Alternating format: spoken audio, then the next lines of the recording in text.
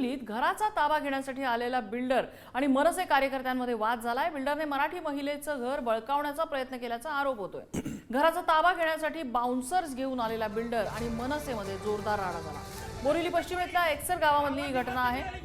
Builder विनाकारण घर बळकावू पाहत होता असा दावा त्या महिलेने केलाय। संबंधित महिला ऐकत नाही म्हटल्यावर बिल्डरने बाउन्सर्स आणले, घराचं टाळं तोडून घरात घुसायचा प्रयत्न केल्याचा आरोप त्या महिलेकडून करण्यात आला।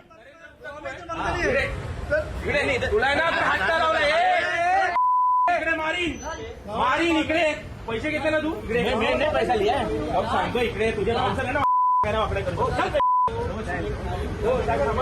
हा बाउन्सर घेऊन घुसतो कशा गावात? इकडे रे हो थांबा जरा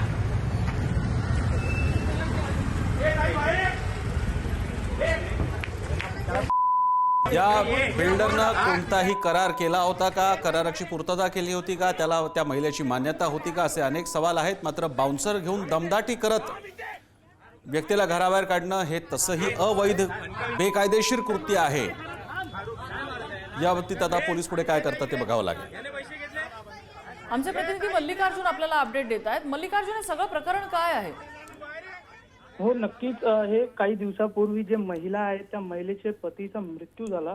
मृत्यूनंतर जे विकासक आहे नरेंद्र गुप्ता नावाचा जो बिल्डर आहे, हा बिल्डर त्यांचं जे घर आहे ते बळकावण्याचा प्रयत्न बरेच वर्षापासून करत होतं। मात्र जेव्हा त्यांचे पती यांचा मृत्यू झाला त्यानंतर त्यांनी त्या महिलेला त्रास द्यायला सुरू केला की हे दुकान आणि घर हे सगळं मी विकत घेतलेलं, असे खोटे कागदपत्र त्यांना दाखवायला सुरू केला त्यांनी।